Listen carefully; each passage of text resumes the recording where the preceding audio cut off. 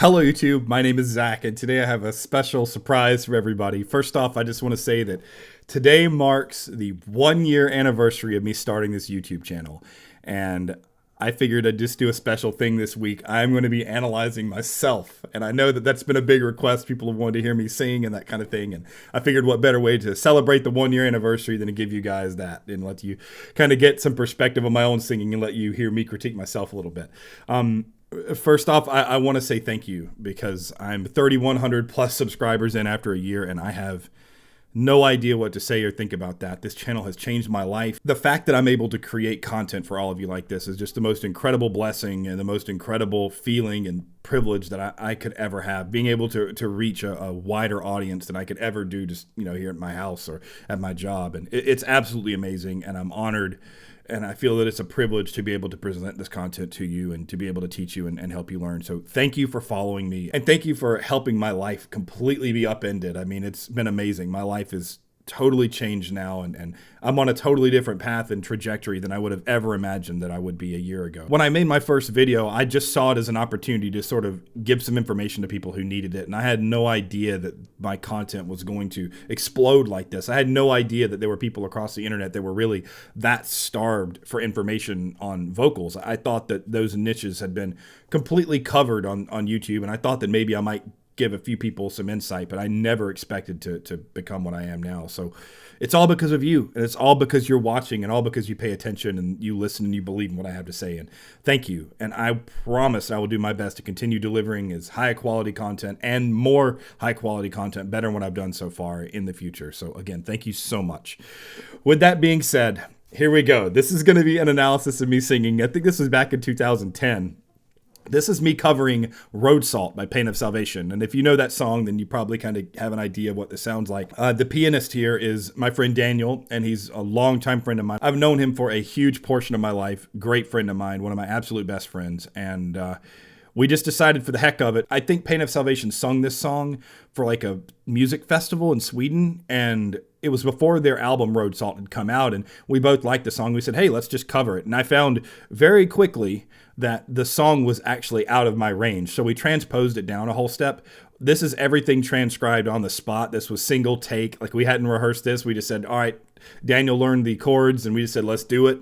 And we did it, and this is what came out. And for those of you who think that I go really hard on singers on this channel, you ain't heard nothing yet, because I go way harder on myself than I do on singers that I analyze on this channel. So if you think I stopped the video too much before, well, you're in for it this time. I really go in when it comes to my own technique and my own development. Now, this was 9 years ago, and I didn't have anywhere near the training that I do now. I had some training, but my voice was nowhere near as developed as it is now. So some of the things that I do here, I've definitely worked out of my singing technique. So I'm not going to do the pros and cons. I think you'll be able to hear and see those for yourself. So let's just jump right into the analysis. Here we go. This time I'll try not to get hurt. Oh, okay, so right off the bat, you can see my shoulders, they raised up when I went to breathe, so I didn't have good breath support. I did top-heavy breathing, and I didn't breathe from my diaphragm. I didn't breathe low like you're supposed to. If I were breathing low, you would see my stomach expand down here, but you didn't, so I breathed too high. And if you notice, my voice had a much lighter, kind of brighter timbre back then, and there were probably several reasons for that. Probably had to do with my age. But I also didn't have the depth and fullness in my tone, and I think that a lot of that could have been remedied if I had better support, and not done this top-heavy breathing thing. That's going to be a recurring theme, and I'm going to point it out basically every time I see it.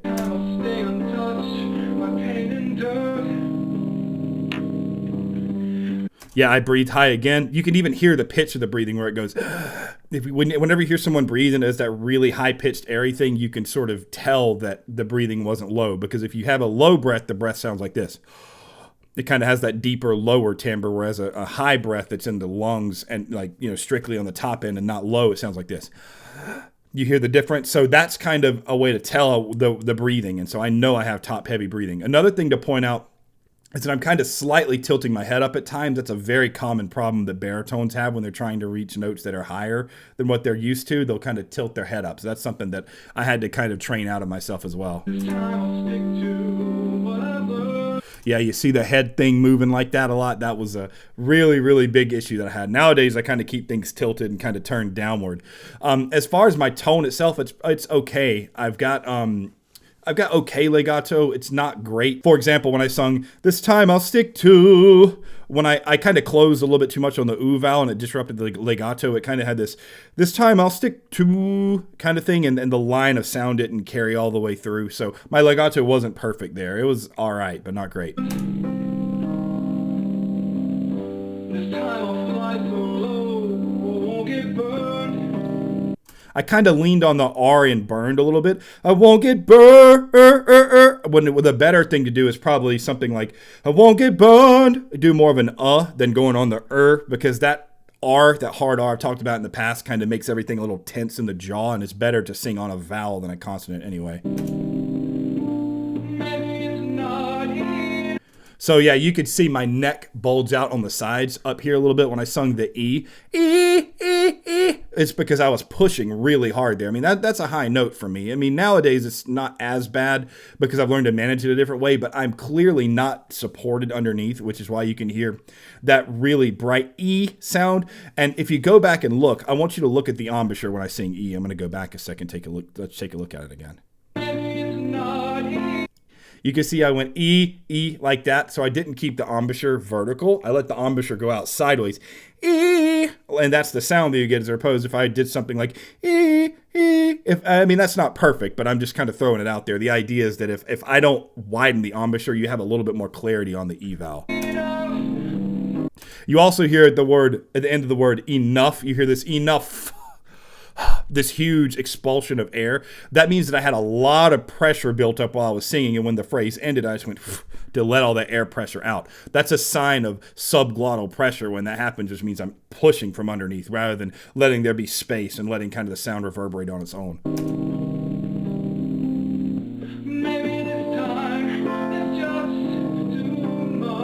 Bad legato. Maybe this time it's just too much. I didn't let myself sing through the line. Maybe this time it's just too much. I should have let it kind of carry through the line and let the sound sing rather than cutting it off with consonants. Usually that's a sign of tension, and it's a release of tension to be able to cut things off a little bit and give yourself a little bit of a break, because as tension builds, you kind of start feeling it in your neck, and that's why you start seeing bulges. You start feeling it in your face, that kind of deal. You also see my head tilting up again here too. That same kind of thing I was talking about. You got that head tilt. So these are all like technical issues that I had when I was younger, and the things that it kind of took me a long time to work out.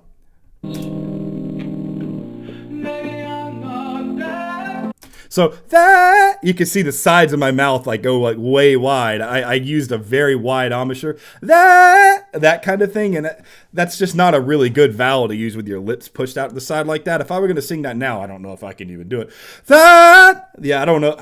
That tough. If I'm going to sing that now, I'm going to make sure that my embouchures stay more in line. I mean, singing outside of a classical setting is difficult for me because I'm so trained in that like doing the contemporary stuff is pretty difficult, and I kind of have to readjust and change the way that I approach singing. But in this case, what I would have definitely told old me is like, keep your embouchure more closed. Don't do that thing. You don't need to. It just creates tension in the cheeks, tension in the jaw, that kind of deal. I remember myself back then. I pushed a lot. I had a lot of aggressive like push and weight in my sound. Even though my sound was thin, it didn't have that like richness and depth that my voice does now. I still pushed a lot, and I wanted there to be a sound of like forcefulness in my singing, and that definitely comes out physically in all the ways that I was super tense.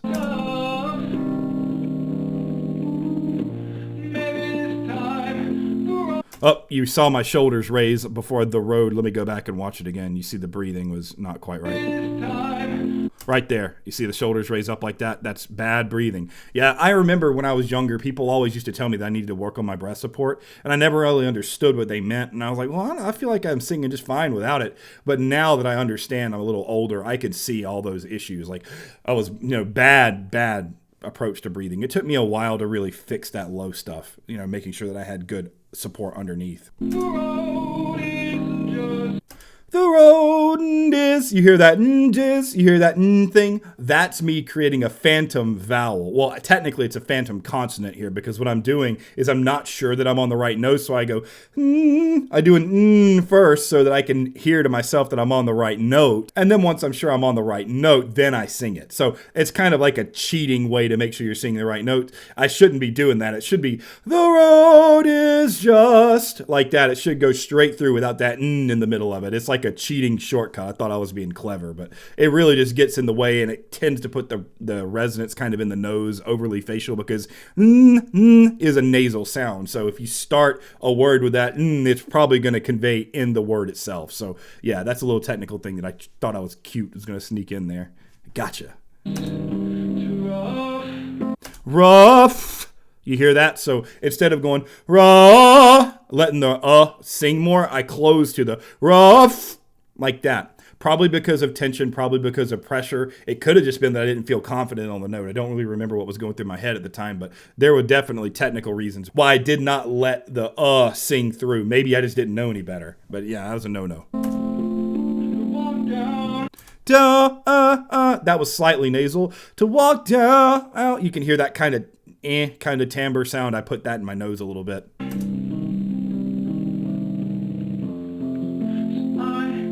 Ooh, that was flat, and I also had a little bit of a glottal onset. A little bit of a glottal on the I. So when you do that, it should be more like When you approach an I vowel, you almost want it to be more like an because the letter I in English is like E.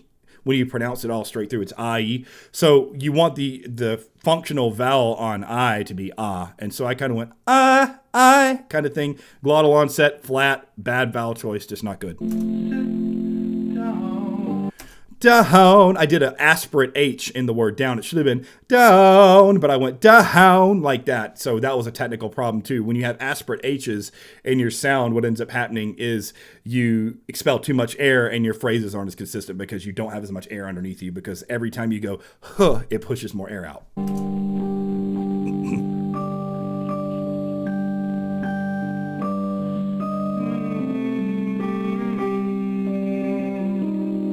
At least the hum was nice.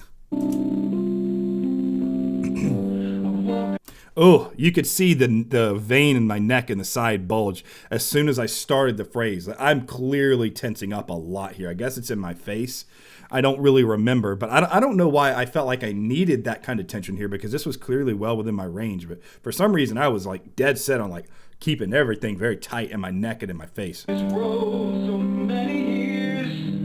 Years, like I leaned way on that R. I made the E too bright. It should have been years, like almost an I. Years. It shouldn't have been years. That's unrefined, not good.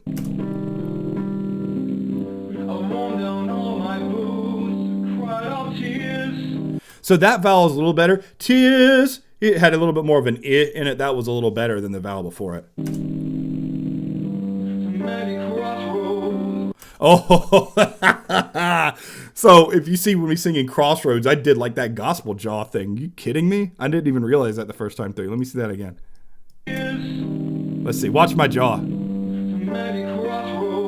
Oh yeah, roads. Oh man. Oh, come on. I can't believe I was doing that back then. I didn't even know. Like, that's crazy. I missed that the first time looking through this. It's been a while since I really looked at this video in depth. But yeah, that was that's pretty bad, Zach.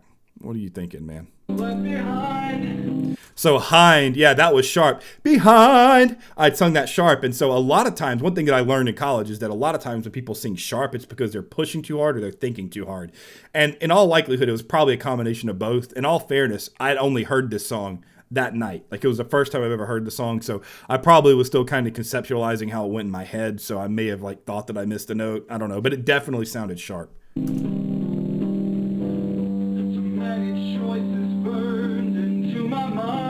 So when I did burned, I kind of closed on the I think I was trying to do that for like an artistic effect, but I think today I would just rather go, so many choices burned, maybe like that. So burned. Yeah, I don't think I need to go burned to make that same effect. I don't know. Maybe it's okay. I don't like it now, but yeah.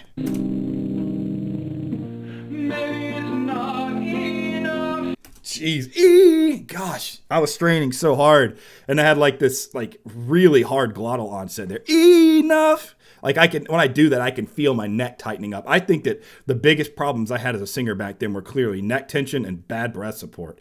Good grief, Zach, come on.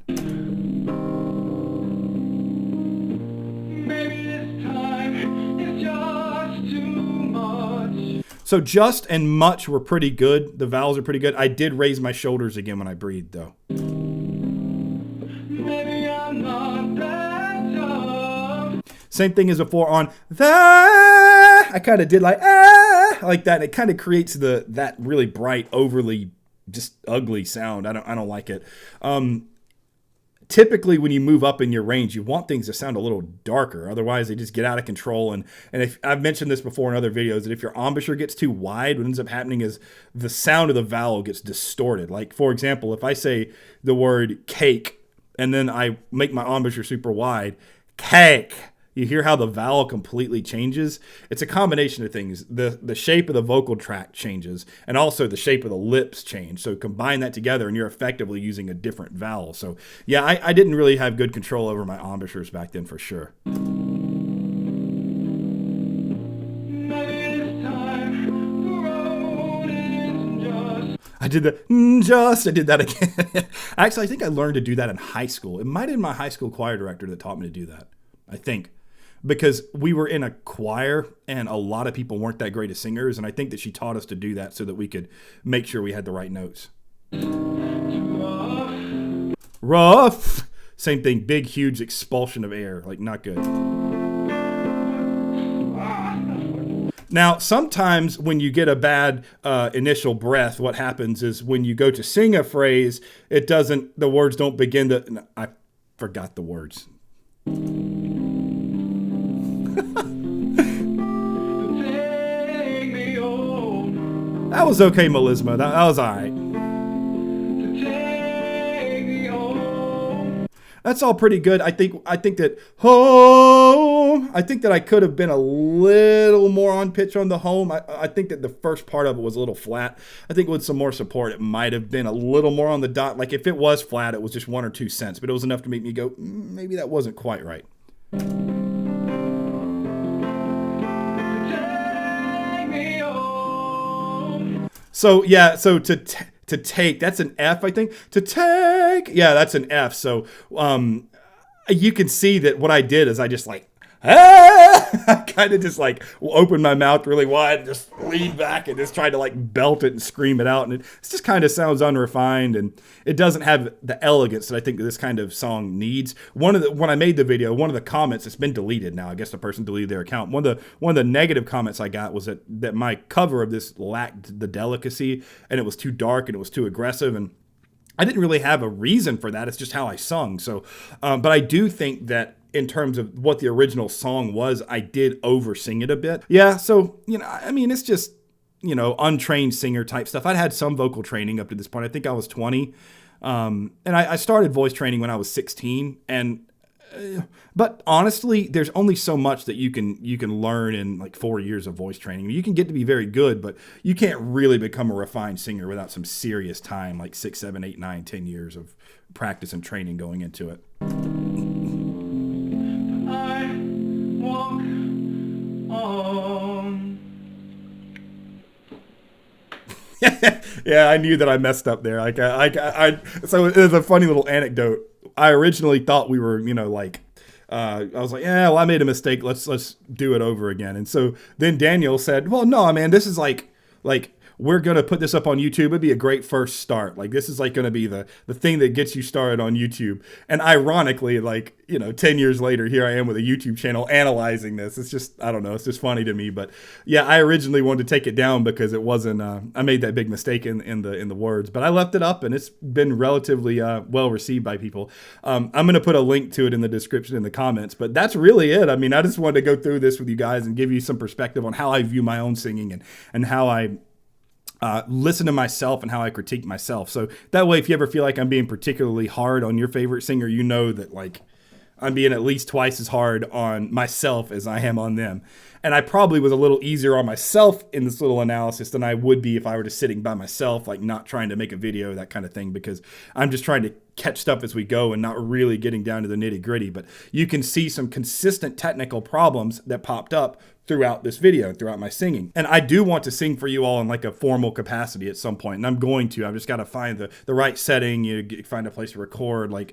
I have neighbors everywhere here, and my voice is really loud, so it's hard for me to sing in any consistent capacity without making everyone angry. So I will sing for you all. I promise it will happen, and you'll be able to hear a point of comparison from then till now. And so that's it. I hope you all enjoyed this today. Thank you so much again for supporting me throughout this year. It's been the most incredible year of my life, and I have no one to thank but you for it. So thanks for following me. Thanks for watching. Thank you for subscribing. You know that I have a Patreon. You know all that stuff. I give voice lessons. I got a website, got a Discord server, Twitch, all that kind of stuff. Follow me wherever you want. And I hope you all enjoyed this. I hope you learned something. I hope it was fun. Next week, there's something very special coming down the pipe that I'm not going to spoil yet. If you know what it is, don't say it in the comments. That means someone's going to say it in the comments probably, but don't say it. It's going to be pretty cool, and I hope that you all enjoy that. So I will see you all again next week. Take care. Thanks.